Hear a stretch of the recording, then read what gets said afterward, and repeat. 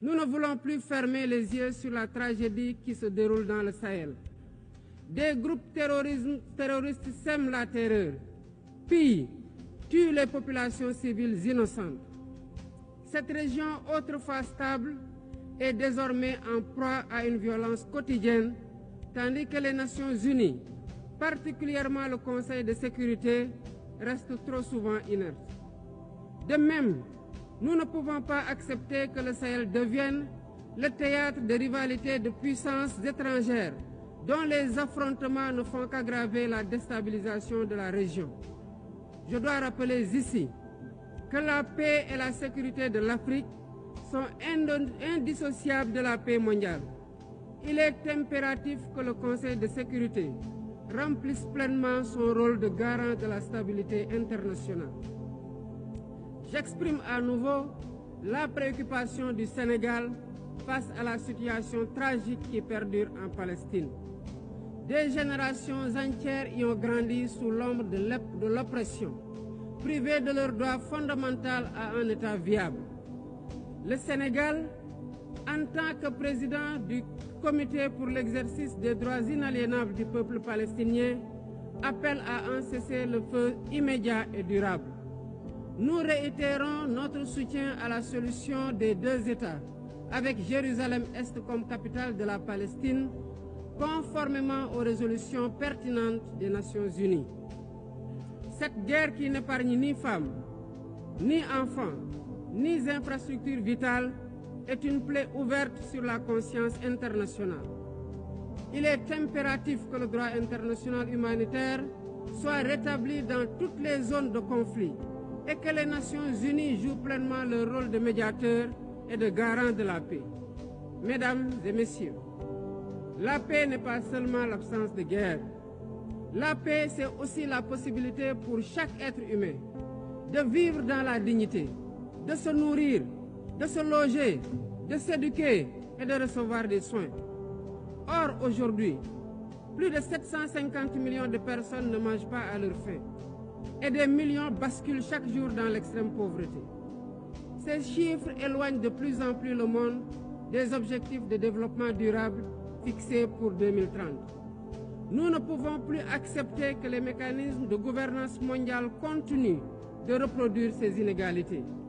Il est alors temps de rompre avec la logique du chacun pour soi et de bâtir un nouveau contrat social global fondé sur la solidarité et la coopération.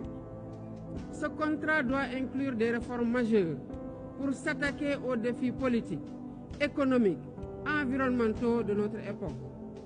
Premièrement, il est impératif de sauvegarder et de renforcer le multilatéralisme comme cadre unique d'action pour la paix et la sécurité internationale.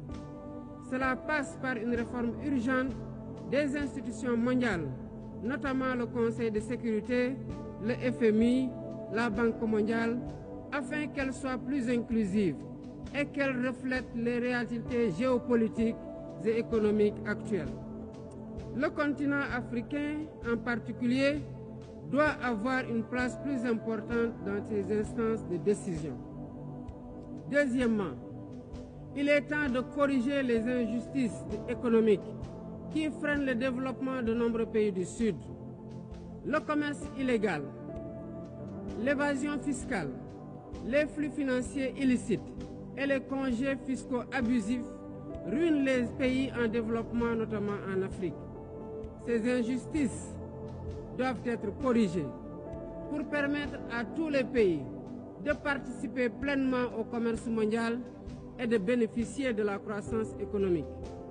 Troisièmement, il est essentiel de garantir avec détermination et d'agir avec détermination contre le réchauffement climatique en respectant le principe de responsabilité commune mais différenciée. Les pays industrialisés responsables historiques des émissions massives de gaz à effet de serre doivent intensifier leurs efforts pour financer une transition énergétique juste et équitable qui ne pénalise pas les pays en développement.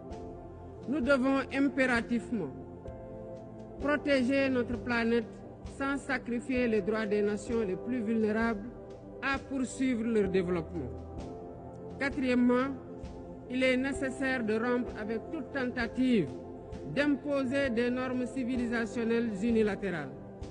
Depuis son indépendance, le Sénégal a toujours défendu l'égale dignité des cultures et des civilisations. Et cette diversité doit continuer à être la base de la coexistence pacifique entre les peuples. Aucune nation ne devrait imposer aux autres ses pratiques ou ses valeurs comme normes universelles. Le respect des différences est le fondement de la stabilité et de la paix dans le monde. Mesdames et messieurs, le Sénégal est fermement engagé dans cette voie.